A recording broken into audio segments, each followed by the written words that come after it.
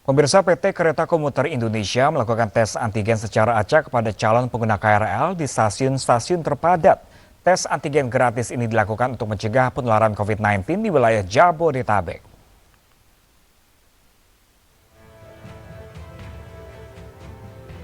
PT KCI menyiapkan 100-150 alat tes swab antigen di stasiun Bogor, Jawa Barat. Tes swab antigen ditujukan kepada para penumpang yang akan berangkat menuju Jakarta dan tidak dipungut biaya. Penumpang yang akan dites dipilih secara acak. Jika hasilnya negatif, penumpang dipersilakan melanjutkan perjalanan. Namun jika positif akan diserahkan ke Satgas COVID-19 tempat. Ini baru pertama kali ya Mbak, dan saya terkesannya karena ada tes gratis pula ya gitu. Kalau ini dilakukan di banyak moda transportasi kayaknya malah lebih bagus kalau menurut saya ya. Saya menyediakan waktu khusus untuk ini. Saya merelakan waktu untuk ini. Jadi memang sengaja, nggak apa-apa deh telat dikit kerja. Yang penting saya tahu hasilnya saya negatif. Kami akan berkoordinasi langsung ya dengan Satgas setempat, pasti mereka harus PCR untuk melanjutkan tracingnya gitu. Nah ini kan kami yang pasti dari sisi KAI Komuter ketika dapat yang positif kami tidak akan memperbolehkan masuk ke stasiun ataupun naik KRL dan kami akan berkoordinasi dengan Dinas Kesehatan setempat. Swab antigen juga ditujukan kepada para penumpang kereta api di stasiun Bekasi, Jawa Barat. Sama seperti di stasiun Bogor, para penumpang dipilih secara acak. Namun beberapa penumpang yang menolak karena takut terlambat bekerja. Tim iNews melaporkan.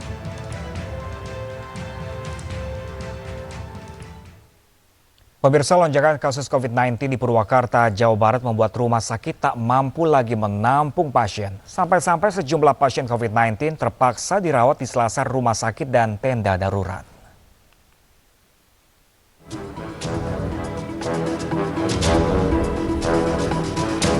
Seperti ini kondisi Rumah Sakit Bayu Asih Purwakarta, Jawa Barat. Lonjakan kasus COVID-19 tidak sebanding dengan ketersediaan tempat tidur di rumah sakit, sehingga pasien terpaksa dirawat di selasar.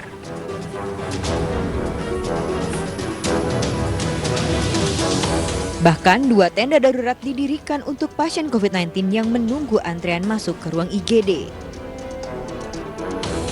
Meski telah menambah jumlah tempat tidur, ternyata masih kurang untuk menampung pasien COVID-19. Tetapi ternyata ini tidak cukup. Tadi kita akan komunikasikan lagi dengan beberapa rumah sakit. Sesuai dengan arahan dari Satgas Provinsi, rumah sakit harus menambah di 30% daripada jumlah tempat tidur atau bed yang sudah tersedia hari ini.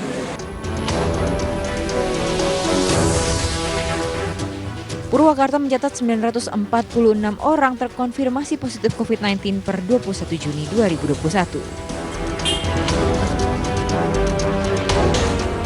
Dari Purwakarta, Jawa Barat, Irwan, iNews melaporkan. Seorang warga yang diduga meninggal akibat COVID-19 dibiarkan tergeletak di depan rumahnya dari siang hingga malam hari. Warga enggan memindahkan jenazah karena takut tertular, sementara ambulans pengangkut masih sibuk mengangkut jenazah COVID lain di Jakarta Timur.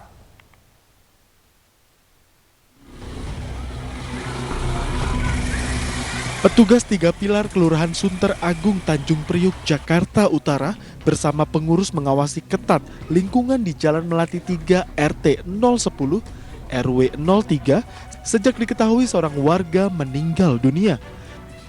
Sebelumnya warga sekitar sempat ingin mengevakuasi jasad korban yang meninggal sejak Senin siang tadi. Namun warga ketakutan karena pria ini diduga meninggal akibat COVID-19.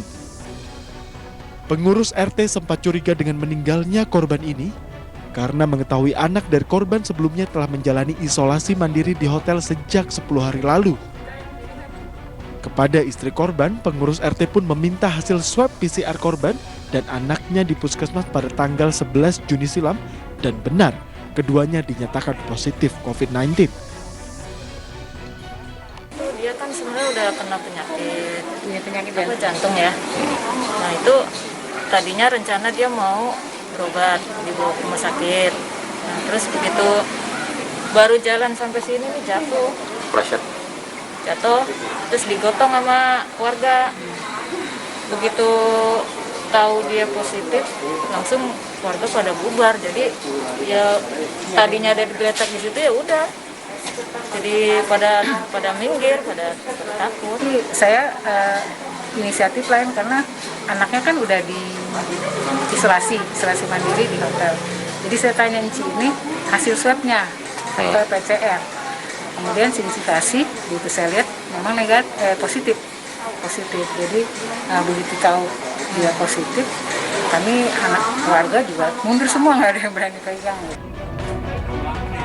Hingga malam petugas Satpol PP dan polisi masih melakukan pengawasan di lingkungan ini sampai menunggu jasad korban dievakuasi.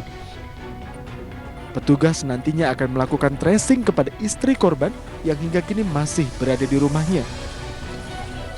Dari Jakarta, Vendra Kurniawan, iNews melaporkan.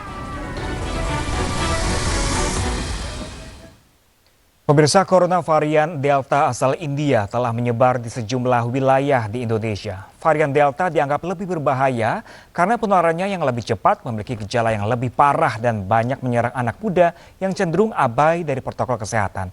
Dan pemirsa, berikut ulasannya untuk Anda.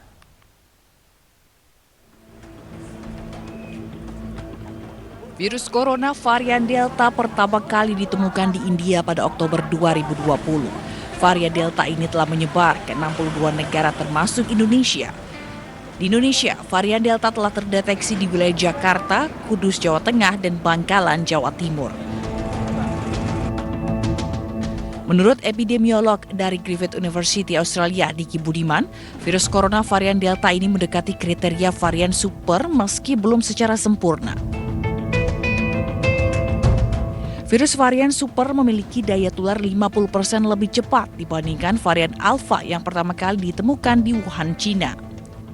Varian asal India ini dapat menyiasati imunitas atau antibodi manusia. Menurut pemerintah Inggris, vaksin Pfizer dan AstraZeneca hanya efektif melawan virus corona varian Delta sebesar 33%. Selain itu, varian Delta ini justru lebih banyak menyerang orang yang masih berusia muda. Dan jika menular ke anak-anak, maka potensi untuk dirawat di unit gawat darurat 1,6 kali lebih besar dalam 2 pekan setelah terinfeksi. Varian Delta juga memiliki gejala yang lebih parah.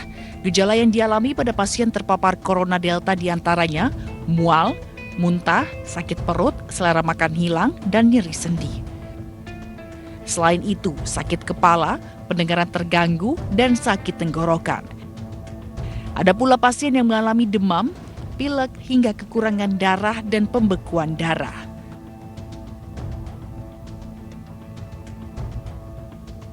Berdasarkan data Kemenkes Republik Indonesia, per 13 Juni 2021, sudah ada 107 varian Delta yang tersebar di Indonesia.